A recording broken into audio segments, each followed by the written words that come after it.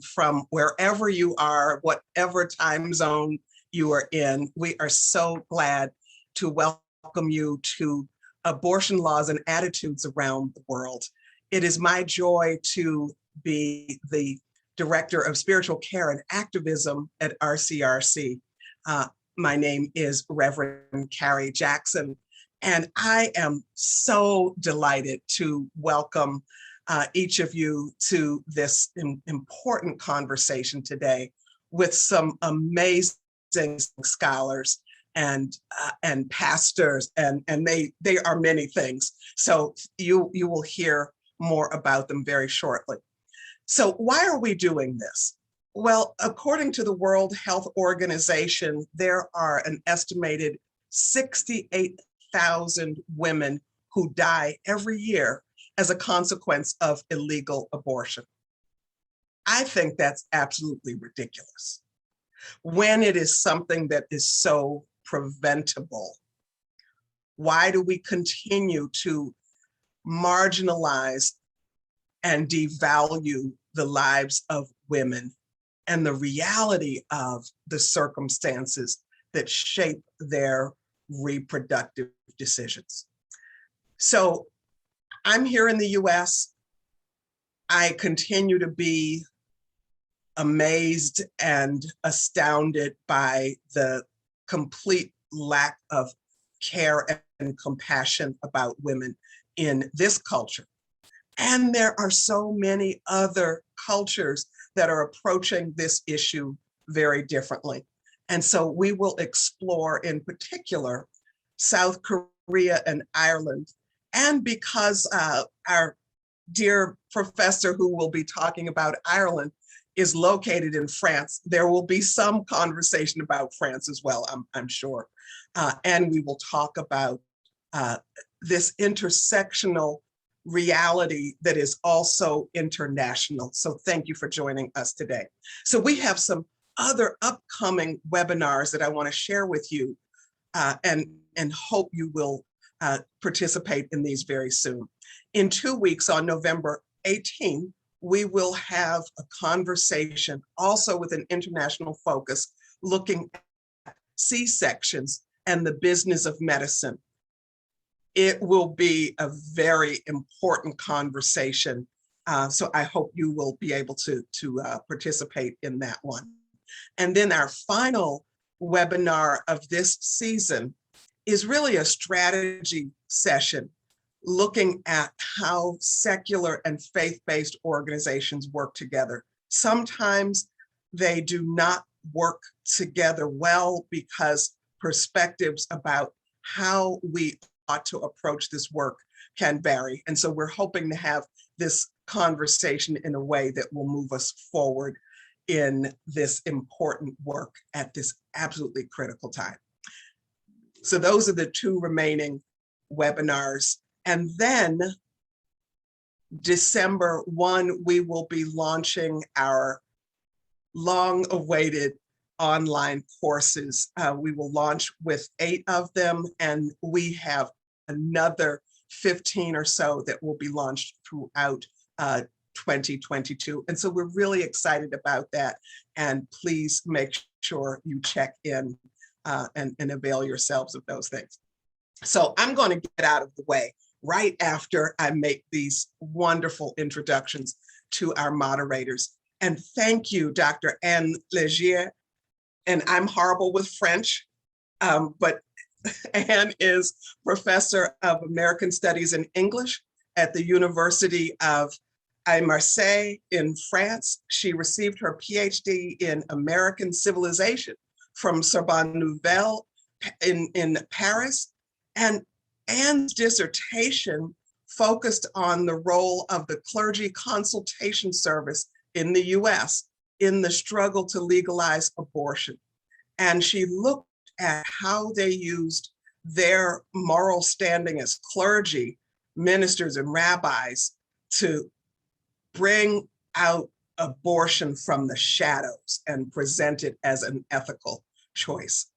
So thank you, Dr. Légier, for being here today. Our other moderator is a student at Oberlin College Ms. Margaret Velto.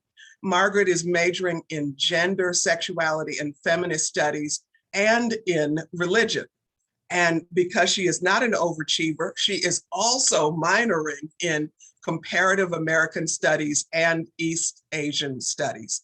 Anne has been raised in the United Church of Christ and the Quaker traditions, and she hopes to pursue a master's degree in global health with a focus on reproductive justice.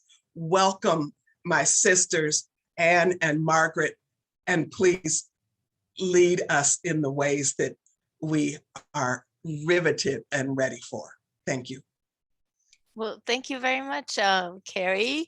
Thank you for inviting us to participate with different colleagues from the Sorbonne Nouvelle at this webinar. I'd like to thank our guests, of course, Professor Yoo-jin Choi, Professor Sebbane, and also special thanks to Christen Bryson, who's in the audience and who collaborated in this international RCRC seminar. And of course, thank you to Margaret for co-hosting this show. So I'm going to start with by introducing our two panelists today, starting with, I'm sorry, Margaret, maybe you want to maybe you want to remind the audience about the questions before I introduce the panelists. Yeah, of course, no worries. So we have two different functions today. We have a Q&A box and we have a chat feature.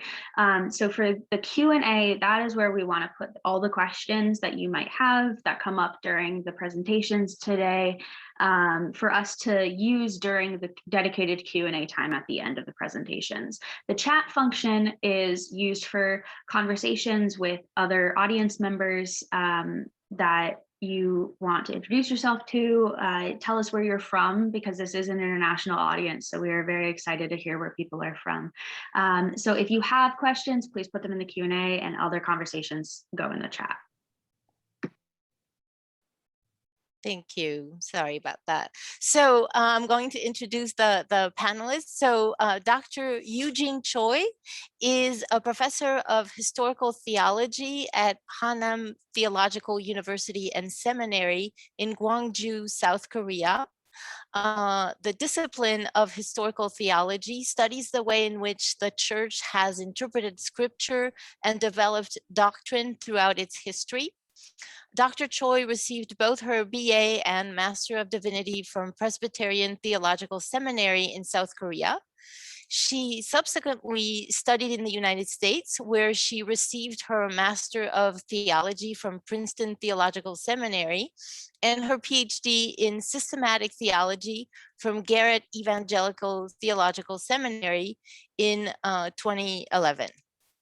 The focus of her work is explored in a study of reproductive justice based on the concept of indwelling, a feminist theological understanding of abortion, which was accepted by the National Research Foundation of Korea in 2010.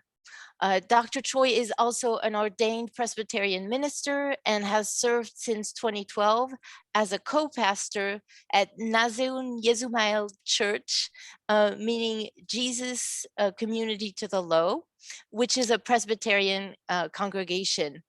And Dr. Choi is joining us from South Korea, where it is very late. So thank you for being up so late to participate in this Zoom panel. So let me now introduce Professor Sebbane, who is joining us from Paris, where it's not as late. But thank you for being here. So Professor Sebbane is a senior lecturer at the Sorbonne Nouvelle, where she specializes in British politics and Irish studies. Her research focuses on Irish women's history, the relationship between church and state in Ireland, the institutionalization of vulnerable groups, bodily autonomy, and history and memory. She has published on the Magdalene laundries, child abuse, unmarried motherhood, Illegitimacy, the Great Irish Famine, and Abortion in Ireland.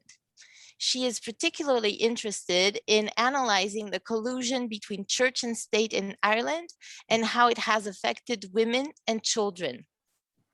Her monograph, Memorializing the Magdalene Laundries from Story to History, was published in April 2021 as part of the Peter Lang Reimagining Ireland series. Her current research project focuses on sex education in Ireland.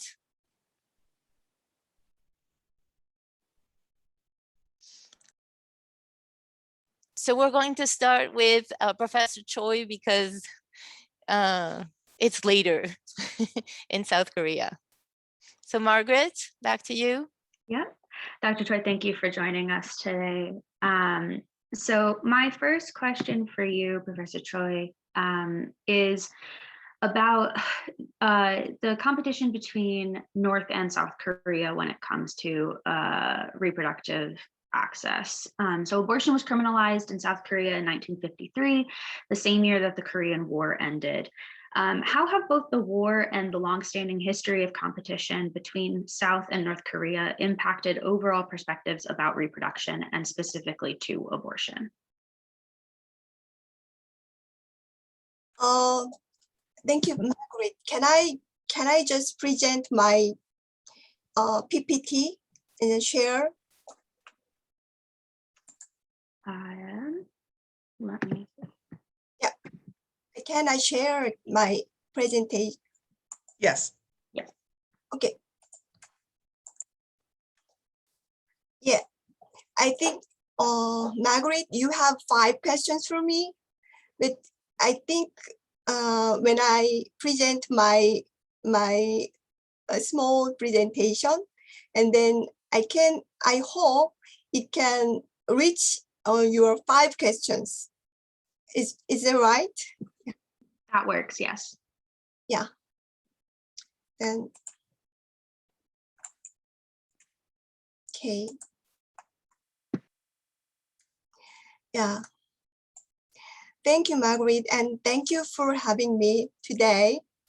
I'm gonna talking about division of the Korean Peninsula, religion and abortion. I divide my presentation into 2 parts. The first part is for politics, and the second part for religion. I hope my presentations reaches at Margaret's 5 questions.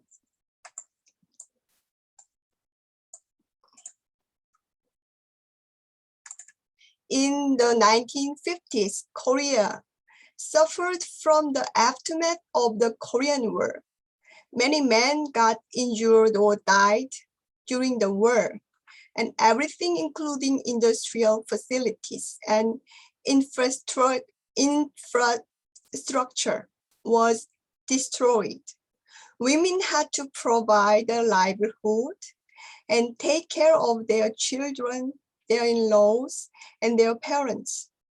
The reality faced by women was not easy, and so abortion was necessary. However, the South Korean government needed population growth to strengthen national power in order to defeat North Korea. In 1953, the first criminal law, including the crime of abortion, was enacted. This is our first president, Syngman Lee. He is a conservative Christian. He disagreed abortion. On May 16, 1961, the Park Chung-hee government came into power in a coup. His regime promised economic growth to secure political legitimacy and compete with North Korea. I remember the song of that time, "Let's Be Wealthy." The goal of the country was to be a prosperous country, rich country. In this context, the 1960s was the baby boom age. Total fertility rate of 6.3. and an annual population growth rate of 3%. The rapid growth of the population was not good news for the government. For economic growth, they needed to control the population. Abortion was used as part of the population control policy. This is the Black images in 새마을 movement by Park Jong-hee regime. 새마을 means new community. It's a rural modernization movement. Korean people voluntarily worked such as road construction. Color of 새마을 movement, such as flag and clothes, is green. I think the green sports suits of Squid Game originated from 새마을 movement. This is just my idea. I cannot demonstrate, but just intuition. So like Squid Game, the people in South Korea ran for the money and being rich at the time.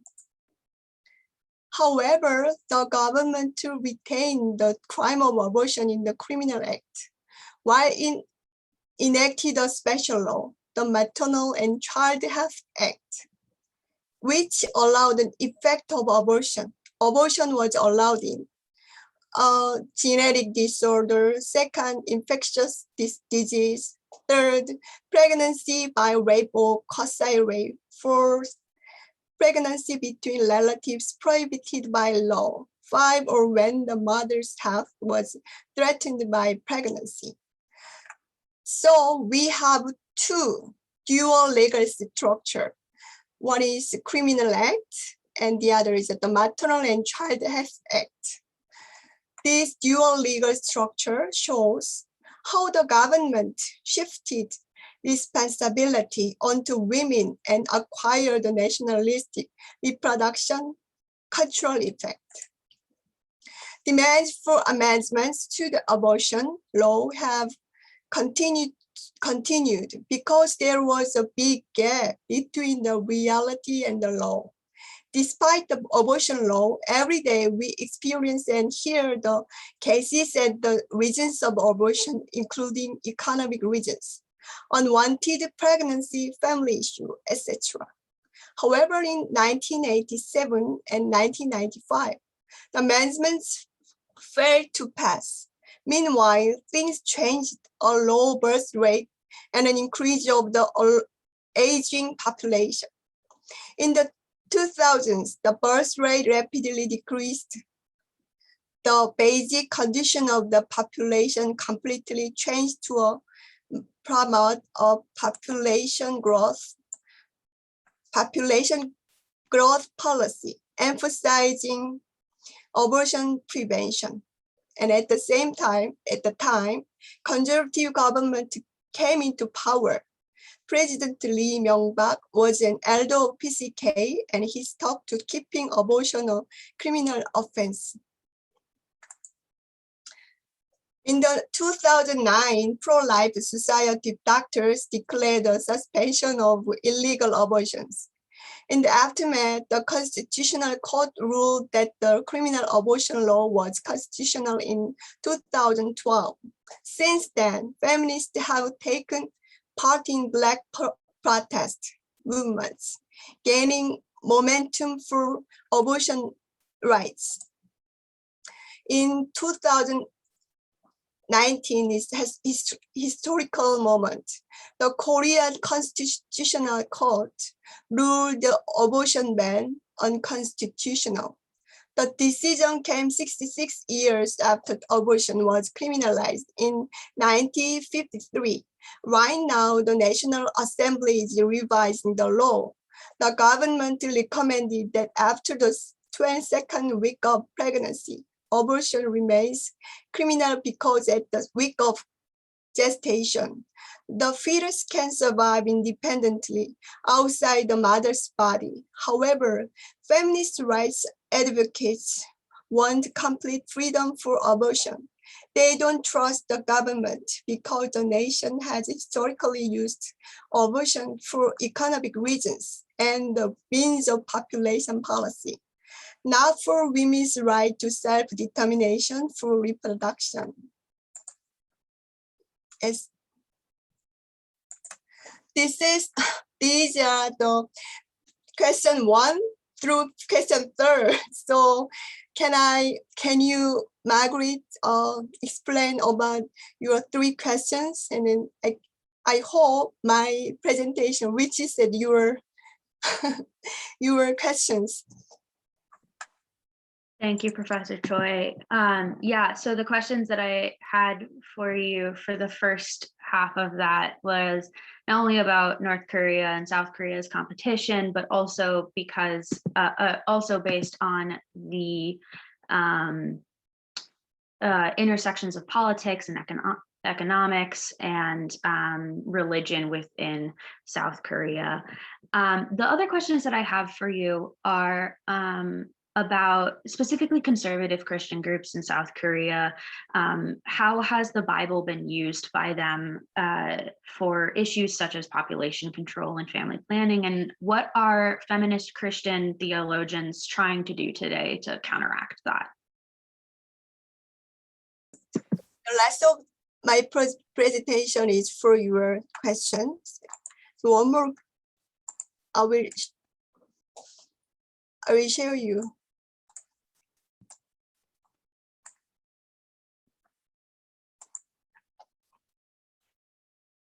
Okay.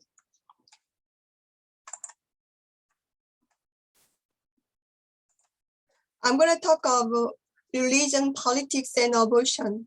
40% of our population is religious. Of them, Protestants 17%, Buddhist 16%, Roman Catholic 66%, and other religions 1%. So first of all, Buddhism has ahimsa, no destruction of life. So Buddhism has ahimsa thought. So Confucianism, and so they don't agree with abortion. And Confucianism is not the exact form of religion, but has strongly affected our culture since Joseon Dynasty, which regarded it as a political ideology. Confucianism emphasizes obedience to the will of heaven, benevolence, it's compassionate love, including all living things, so, and prenatal education, so they don't like abortion.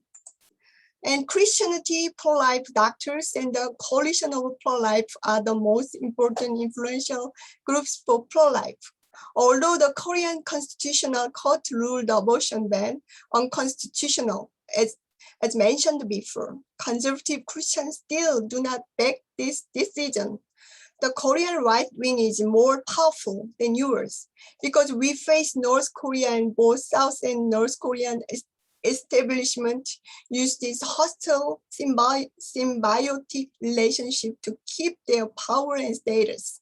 The Christian right wing has reinforced this status quo. They use the abortion issue to reinforce their discourse. Before wrapping up this presentation, I'd like to talk about the interesting use of the Bible in regard to the abortion issue. The conservative Christian camp in Korea used the verse of the Bible, Genesis chapter 1, verse 28.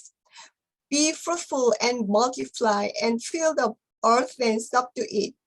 In the 1960s, Christians used this same verse and interpreted flourishing not as quantity, but as quality to support the government's population control policy and family planning. On the contrary, in 2000s, the age of low birth rates, Christians literally interpret it as many descendants. Conservative Christians of Korea are pro-right wing and anti-communism. As a feminist theologian, I want to navigate this theological geography and try to make a new way. The Christian feminist camp is still weak in South Korea. but young Christian feminists search for a new way. We need a theological foundation for reproductive rights for women. Perichoresis is the three persons of the Trinity's self-boundary.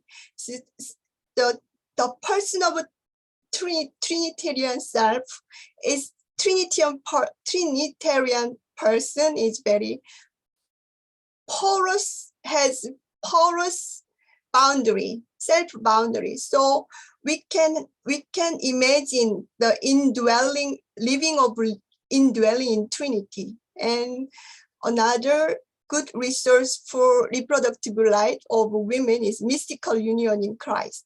So self in mutual indwelling, like mother-child relation, is an alternative self to a self of modern individualism, in which there is an assumption that someone has to give up and that deny for someone else's sake. If the mother-child relationship is mutually indwelling and interpenetrating, it is possible for women to maintain healthy conception of motherhood without giving up her subjectivity. Thank you. Thank you, Margaret. Thank you, Dr. Choi, for an illuminating presentation on South Korea and North Korea. Anne, I'm going to hand it over to you next. Yes, thank you very much, Dr. Choi. As we are going to start the second presentation, we're going to take all the questions after the second presentation, but if you have questions, you can start putting it in the Q&A. It will be easier if it's in the Q&A than if it is in the chat box. So you can do that as we are going along. So Professor Sebbane is going to tell us about abortion in Ireland.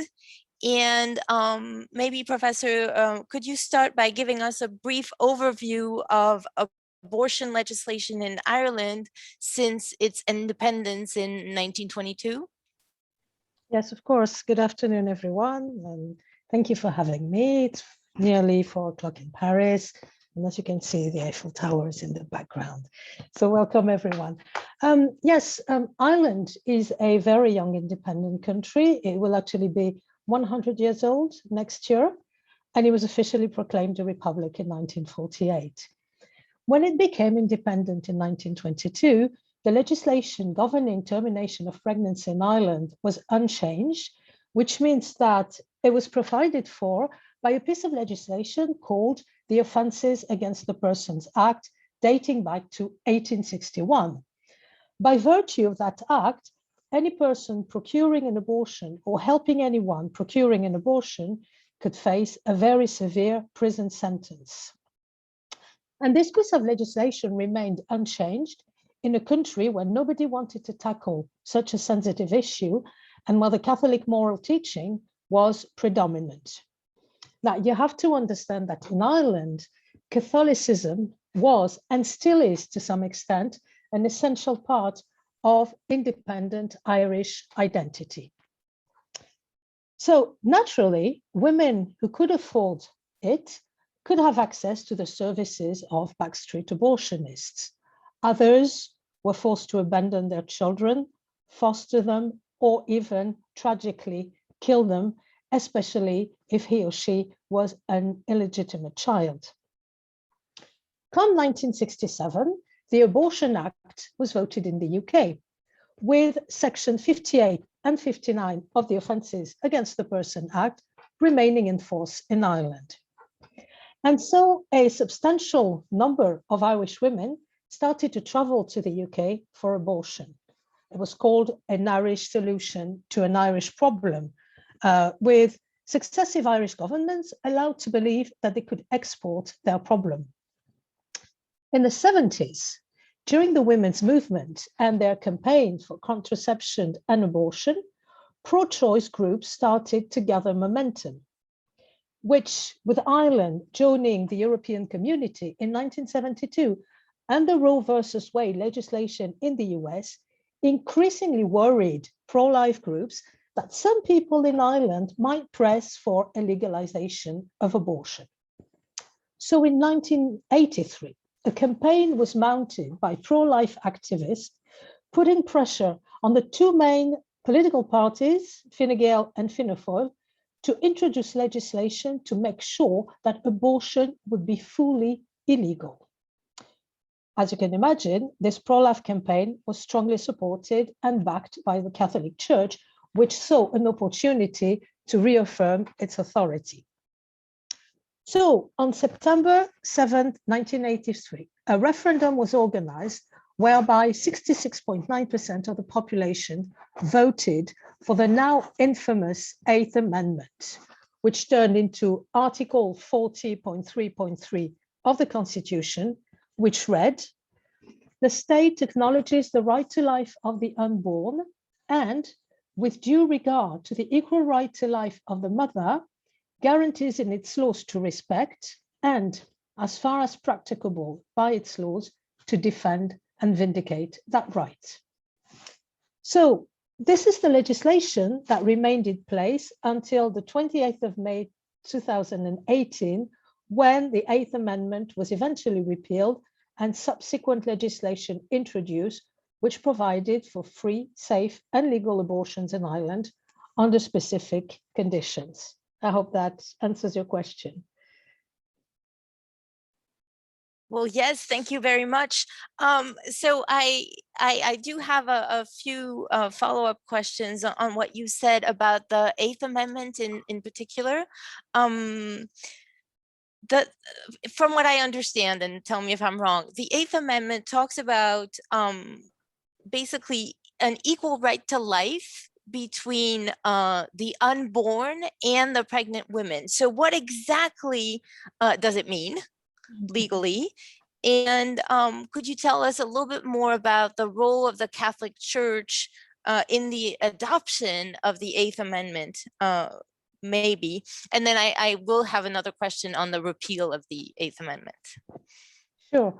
What does this Eighth Amendment mean? Well, basically, it meant that as long as there was a fetal heartbeat, no termination of pregnancy could be even envisaged.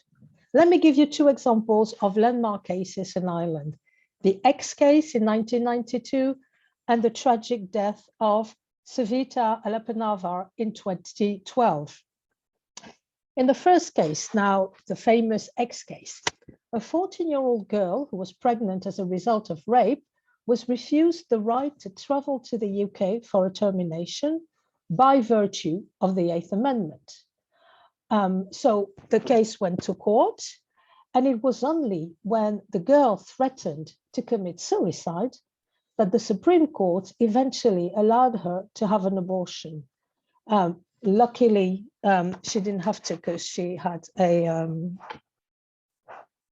sorry, how do you call that? A miscarriage. A miscarriage. Sorry, yes, she had a miscarriage. And subsequently, 3 referendums were organized, which slightly altered the legislation and the Eighth Amendment and allowed for abortions in case of risk of suicide, the right to travel, and the right to access information on abortion. However, this was still very insufficient. In 2012, a young woman who was told that her pregnancy would not be viable was refused a termination on the grounds that there was a fetal heartbeat. She subsequently died of sepsis. A doctor whom Savita had repeatedly begged for a termination is reported to have answered, I quote, "This is a Catholic country, we don't do this sort of thing here." That tells you the extent to which the Catholic Church was influenced. It was basically, people used to say that the priest was basically slipping under the beds of people, controlling their everyday life. So yes, the Eighth Amendment was decisive and very dramatic for thousands of women in Ireland. It meant basically that women had no control over their bodies. Women's sexuality was dominated by men and the church. Hence the slogans, the interesting slogans heard during the Repeal the 8th campaign. One of them is quite an international one. It was, of course, my body, my choice. But another one was quite new, I think. Keep your rosaries off my ovaries. I don't think I'd ever heard this one before. And it was absolutely typical of Ireland, you know. Also, the blanket ban on abortion in Ireland meant that nearly 4,000 women every year traveled to the UK to have an abortion, with the physical, medical, psychological traumas attached to it. Add to that the shame that abortion still carried for many families, and the decisions made by many women not to tell even their husbands or partners. And if the pregnancy was the result of extramarital sex, it was even worse. So traveling to the UK was not an option for many women, poor women, disabled women, ethnic minority or asylum seeker women. So yes, it was very much of a sexual, gender, and sexual discrimination legislation. Well, thank you so much for letting us know how this amendment was both an instrument of sexual and social discrimination. So can you tell us a little bit more about the repeal of the 8th Amendment that happened, you said, in 2018, with the majority of Irish citizens voting in favor of repeal, which maybe came as a surprise, especially given the role of the Catholic Church in the history of the country. How has that repeal impacted the reality of abortion for women in Ireland today? Has there been a backlash? How is that backlash, if it does exist, being managed? So can you tell us a little bit more about what has happened since 2018? It was both surprising and not surprising, because 3 years previously, Ireland had been the first country to legalize same-sex marriage through referendum for a country that was for a long time called the most Catholic country in the world. That was quite an achievement. So basically, the repealers walked in the footsteps and they surfed that wave of secularization, modernization, and liberalization of Irish society.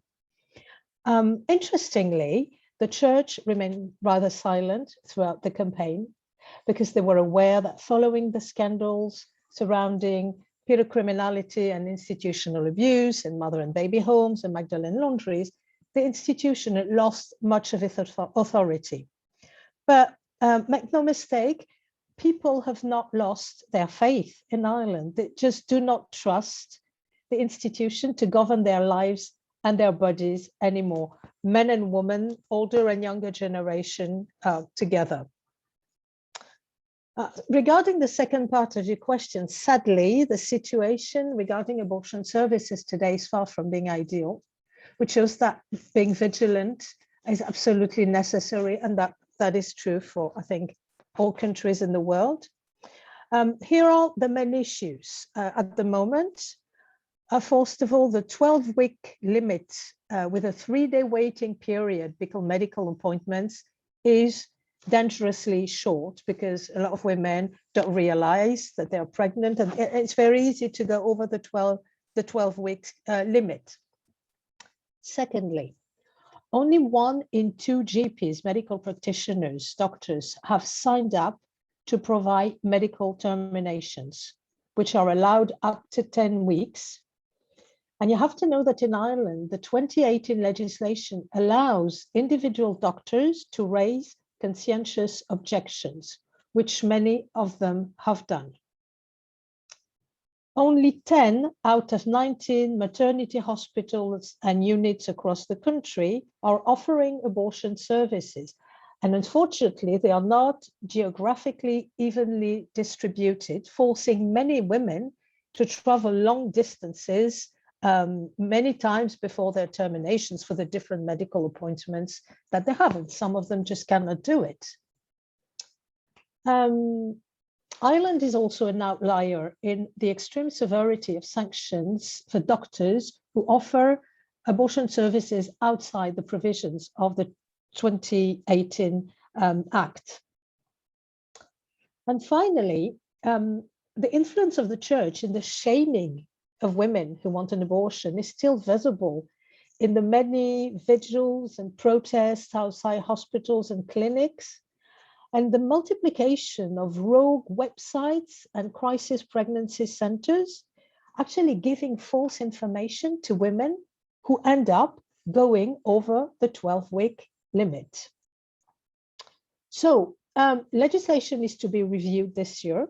Simon Harris, the Minister for Health, has said that he would address the issue of safe or exclusion zones. And he also said, and I want to end on that because it's very important, that he would pay closer attention to the plight of women in direct provision centres. Now, these are specific Irish centres for asylum seekers. And Nick Henderson from the Irish Refugee Council told the Irish Examiner, an Irish newspaper, I quote, "There are unique difficulties for women accessing GP services for the termination of pregnancy due to the remote locations of many direct provision centres and the fact that people seeking asylum are very reliant on public transport, which they must pay for out of their direct provision allowance." So we hope that the Minister for Health and the government, when reviewing the legislation, will address these issues. Thank you, Professor Sebbane. It's fascinating how what you just described echoes or just reminds me of the situation in the US in many ways, the geographical disparities, economic, special issues for asylum seekers or immigrant populations, fake pregnancy centers, all of that is very similar to what we have in the US currently. So that's interesting how things can be very different and very similar at the same time. I guess that's the focus of the international webinar. It's also to find things that we have in common, whether good or bad. All right, well, thank you very much. So there are already a lot of questions, but feel free to post more questions in the Q&A. Margaret, do you want to start with the question? There's a question for Professor Choi, maybe? Do you want to start with that? Yeah, Professor Choi, there's a question from Christen, and I'm sorry if I pronounce anyone's names incorrectly, please forgive me, but there's a question from Christen, interested in hearing the perspective of the 60% of Koreans who identify as non-religious and what their positions are on abortion. This is an interesting question. 60% of Korean people is non-religious people, but I told you the Confucianism has affected for a long time since Joseon Dynasty, because Joseon Dynasty make it as a political ideology. So culturally, we have Confucian gene. So there is not a religious form, but Confucianism is like a religion. So Confucianism don't agree with the abortion. So many Koreans follow that, but young people right now it's changed their mind. Yeah.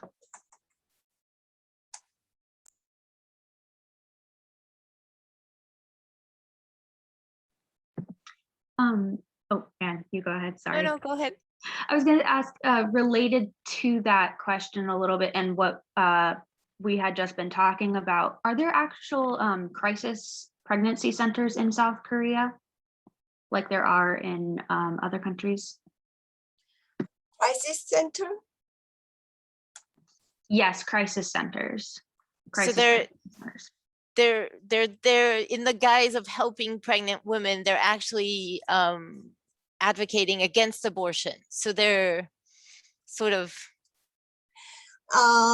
We have secular feminism camp have, but I don't think the religious Christian camp we don't have, I think.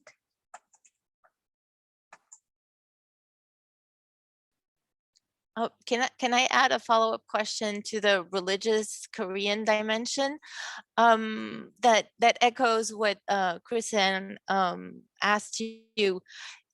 Why is it so important in a country? Well, you sort of answered this by saying that everybody is religious because Confucianism is a religion, a cultural religion in a way. But why is it so important to have a religious defense of abortion in a country where most people are not going to identify as religious? Can you explain that to us? I mean, the Confucianism has a religious form, quasi-religious form, but it is not religion. So Confucianism is kind of culture. So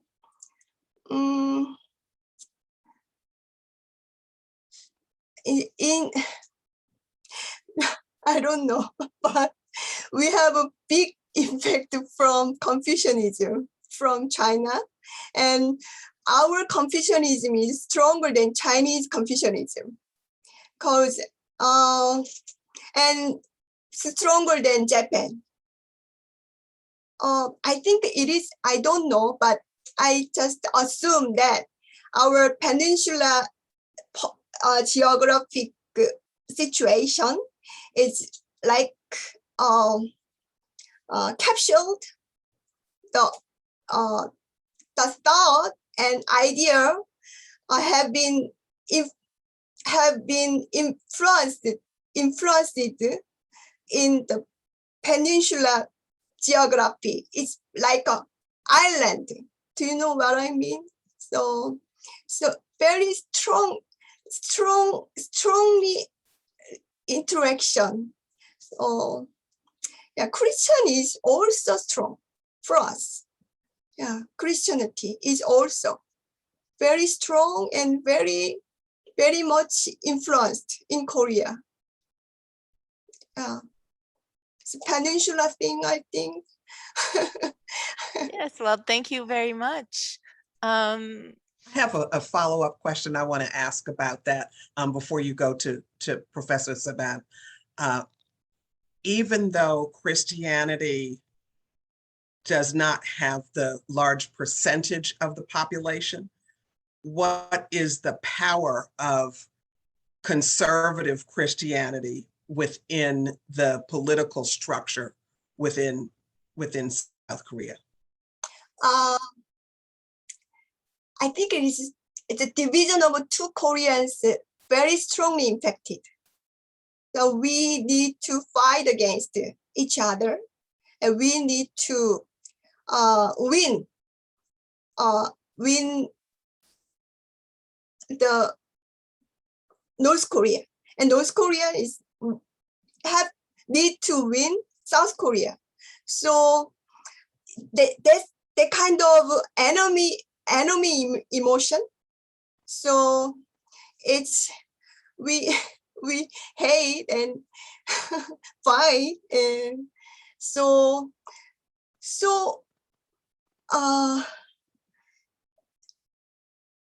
always the religion makes them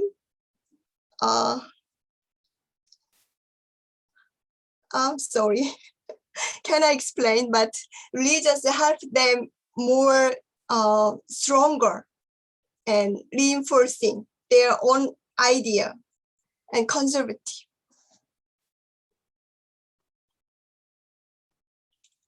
Thank you. Thank Go you. ahead, Anne. Yes, so we have two questions for Professor Sebbane from Alexandrine and Sabrina. They have things in common, and they're both wondering about, you know, the reality of access and the reality of resistance in Ireland. Alexandrine is talking about rogue websites and the fact that in France we have legislation targeting those websites, and she's wondering if it might be the same in the UK, or if there's talk about doing something like that. And Sabrina talked about the fact that some women still seem to have to leave the country. So does it have to do with time or other specific considerations? I don't know, Margaret, if you have another question that connected to that was also talking about after the repeal of the 8th, what kind of legislation and has played a role in women having to leave the country, I think was part of the question as well. Mm-hmm.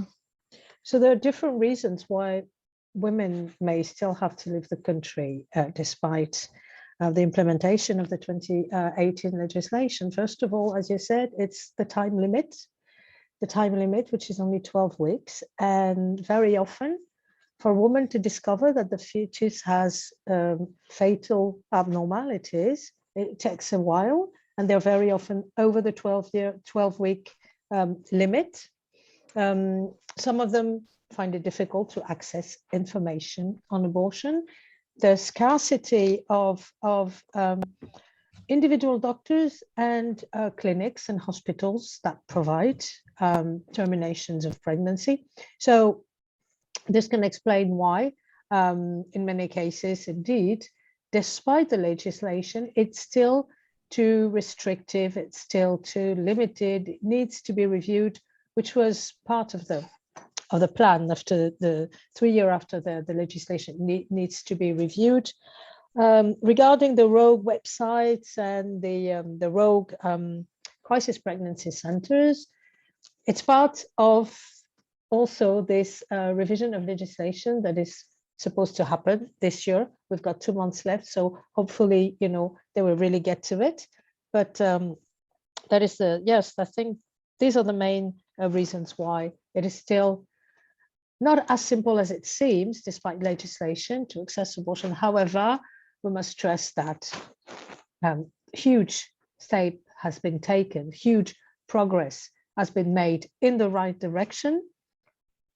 But, you know, there's still room for improvement. And as I said, it's particularly difficult for women who are experiencing a difficult life, women who don't have the means to either travel to a doctor or a hospital, women in direct provisions, and that's probably the women who suffer the most, disabled women as well. So all these need to be taken into account and improved so that, you know, from an intersectional perspective, everybody can have access to abortion, and you know, there shouldn't be any discrimination on the grounds of, you know, your social situation or gender situation, whatever. Thank you, Dr. Sebbane. Reverend Carey, did you have a follow-up for that?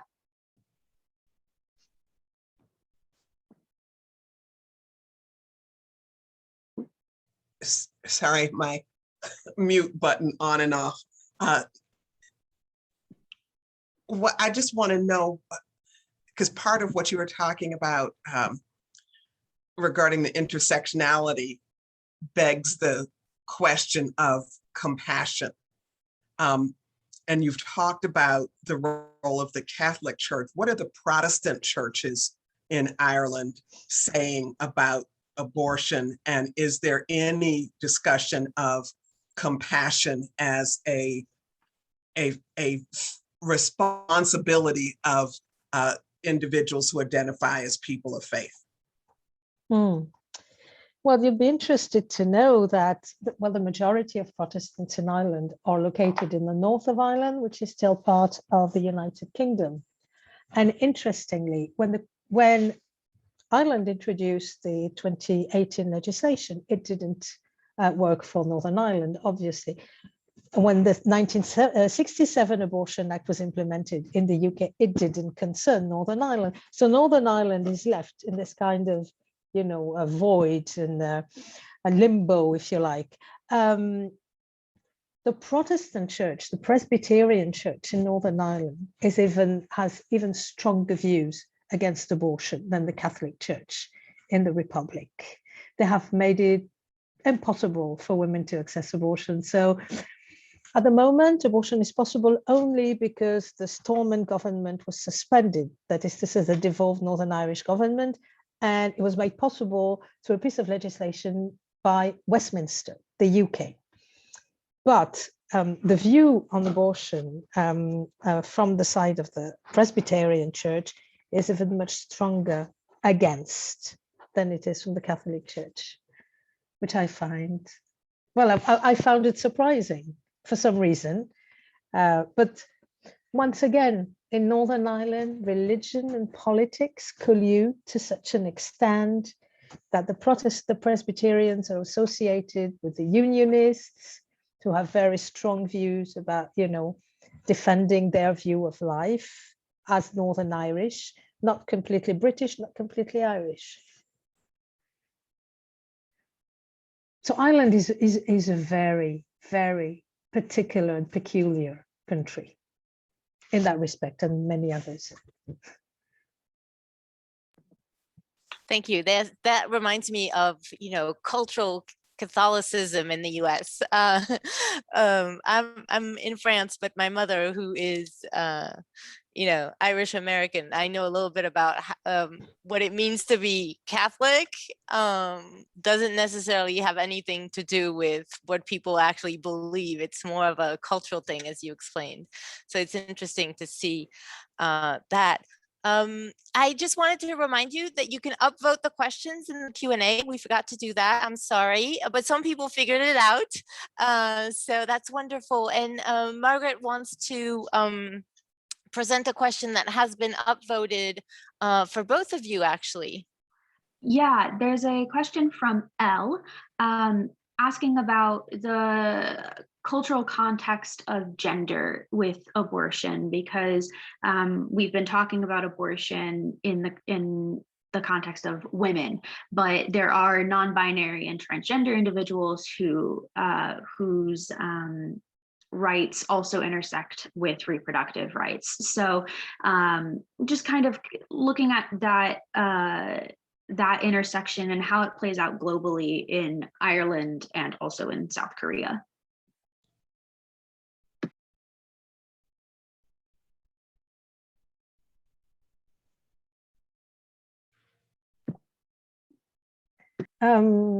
Perhaps I'll venture some tentative answers, because, you know, these are very much recent issues in Ireland. Even the gender issue is very recent. You know, discussing gender issue, women's history, it only dates back to the early 2000s, late 1990s. So there is a conversation at the moment in Ireland, the rights of non-binary, transgender, LGBTQ people, and I think they're taking this very seriously. And the Irish have got, they've got to catch up with the rest of Europe and the rest of the world on those issues.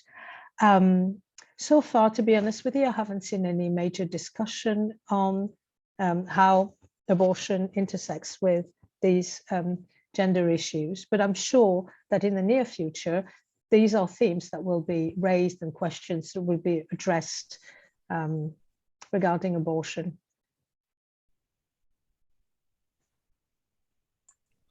We have a severe LGBTQ movement. After 2015, or there are big Me Too movement, 2016. Since 2016, and then including the LGBTQ issue. So but the Korean society is very, for pure one. one nation, one language, one people. So LGBTQ issue is still very hard right now, especially in Christianity. So we are moving. Yeah, we need to move beyond and have a solidarity. Yeah.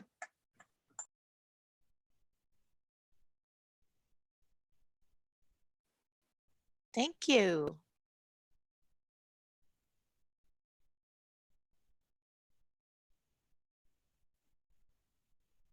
So No, Anne, you go ahead.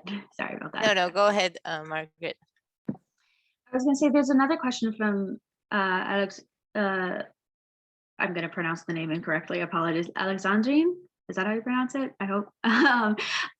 Talking about that makes a mention of death threats, and that reminds me of a question about anti-abortion violence and resistance to abortion, and how fear plays a role in all of this, whether fear can be used as a motivator to continue this work or if it is a detractor from the work, and how that violence impacts the ways that you move in your work through this. And this is directed to both of you.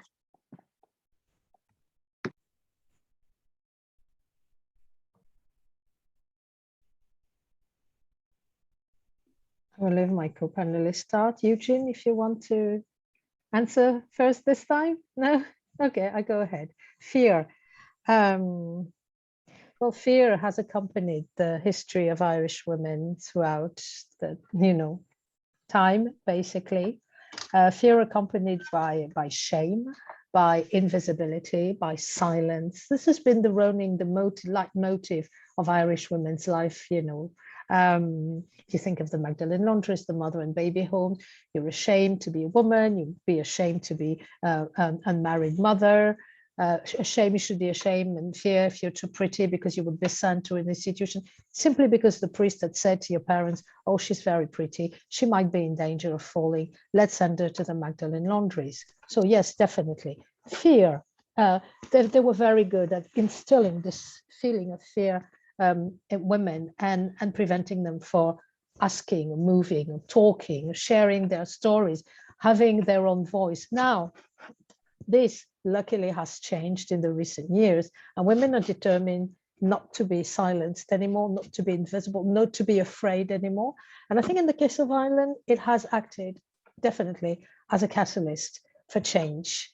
And interestingly, the changes regarding abortion in Ireland have always been very much of bottom-up operations, in the sense that the Eighth Amendment was introduced because of pro-life groups pressurizing the government to introduce legislation against abortion.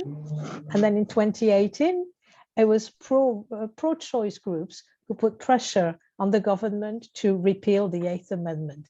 So I think fear has left the country, hopefully, and now women have their own voice. And I'm saying women, but men are being extremely supportive of women in those fights. I strongly agree with Dr. Sebbane. Thank you. I'm writing about the mutuality, something about abortion right now, but I feel fear when I publish this article. Our denomination people don't like it and don't like me. So always I felt fear, but love, I believe love casts off fear. So we need fear, but God can help us, I believe.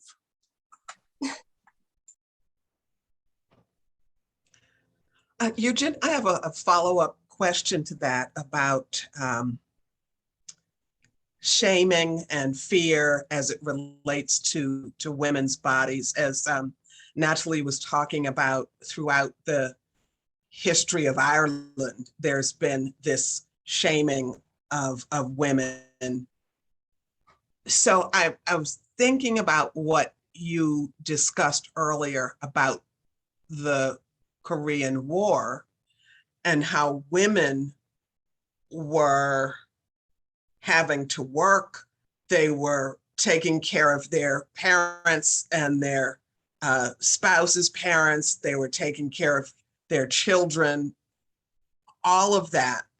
In the US after World War II, because women had been holding the jobs that men had, and men were away during the war, when men came back from the war, women were pushed out of those jobs. Has there been anything similar in South Korea after the war and women being pushed to smaller role in the society and shamed into doing so? Exactly same. Very exactly. We always, whenever they need us, they summon us, and then they don't need us, and then they spare us. All the same in the world, I think. In the world. Yeah. Oh, goodness. Yes, it's fascinating how many similarities we see.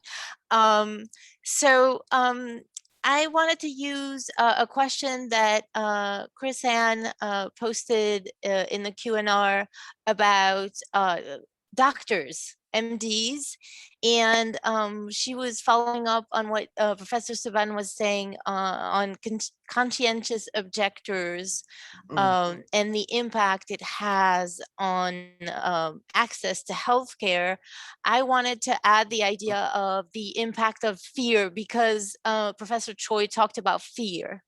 Now we know that fear does also shape the willingness of MDs to provide that specific kind of care, especially in the US. But is that something that can be found in South Korea and Ireland also, targeting doctors and making abortion harder to access because of that fear? So it's a question for both of you.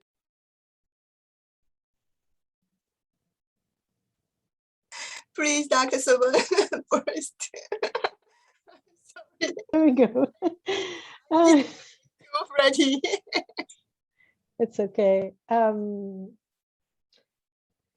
first consequence, as I outlined earlier, is the fact that there's only 1 in 10 GPs in Ireland that provide medical termination of pregnancies, which are very common, up to 10 weeks, the abortion pill, basically. So, if you can't get the abortion pill, then you will have to try and find a hospital, etc.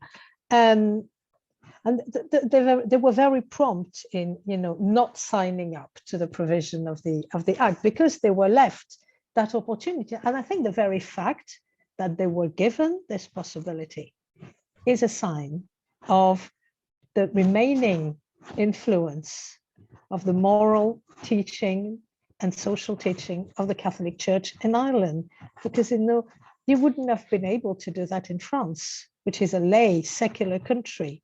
In Ireland, it was basically offered as an encouragement for people, to give access to abortion. We will give you abortion, but it will be in very limited conditions, and we will not force people who hold other views to practice terminations of pregnancy.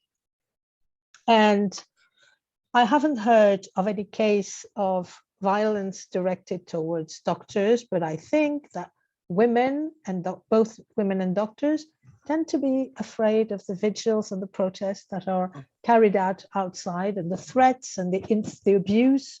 But But I think that there is a serious case for, implementing legislation on the safe exclusion zones in Ireland, because I believe that some people are closely watching what is going on in the US, and they have in mind to doing the same thing and, threatening doctors in the long term.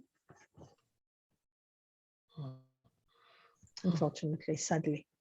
Yeah, in Korean case, it's similar. The OB, it's very exaggerated the fear against abortion, and in Korean society, the medical doctor is very high class, so they have authority. But a very small group of feminist doctors. So we see a kind of hope. Yeah. We are running short on time, but there is one question that I would like to ask both of you from Leah. Leah was talking about annual worldwide marches, similar to like the Women's March that started after the election of Donald Trump in the US, but doing it for an International Day of Safe Abortion or a March for Abortion Rights, and was curious on where to get started with that. Where do we go from here?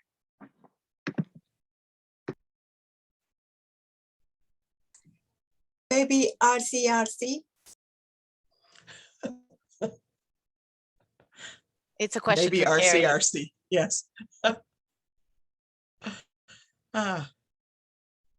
Yes, I Well, believe this is one beautiful and very important perspective.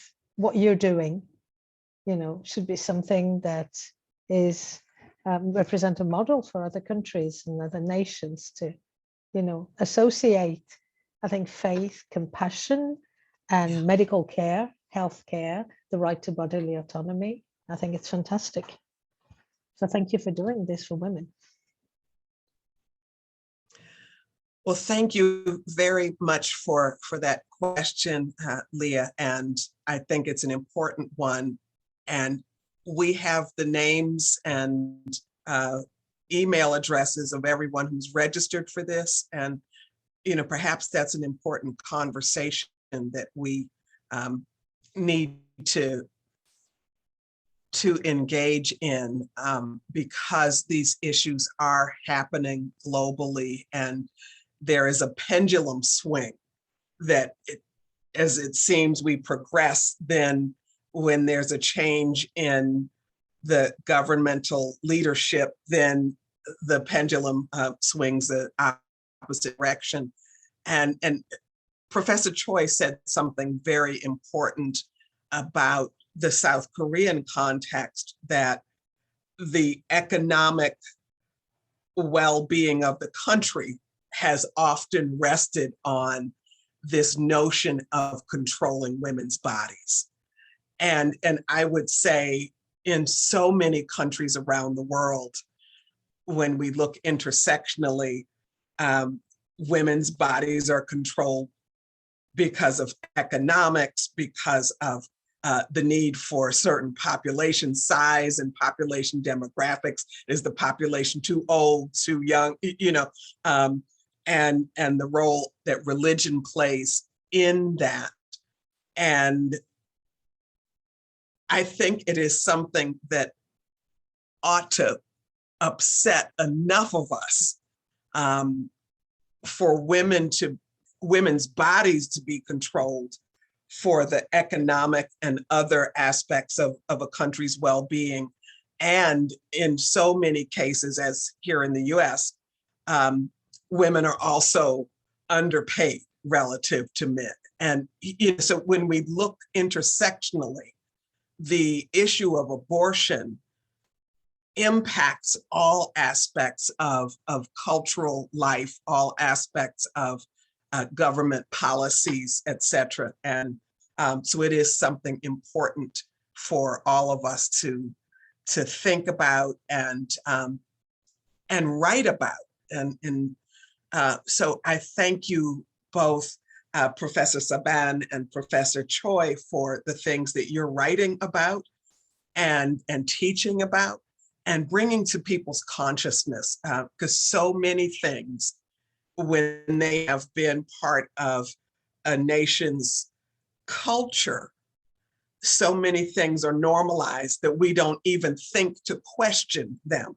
And so we're doing these kinds of conversations often to help people start thinking about, so why are we doing that? And is that really okay? And, here in the US, one of the things I've been talking about lately is that women have to pay a tax on feminine hygiene products that they purchase.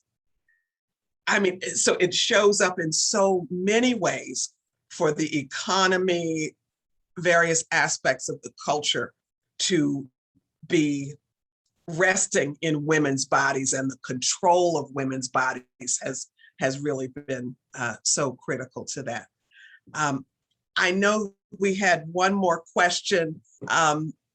Elle, we're not going to be able to get to your question today, but thank you, all of you, so much for participating in this conversation. And the recording of this will be available, Mel, if you can say, I think usually in another 3 to 5 days after our session. So I'll say by Tuesday, Wednesday of next week.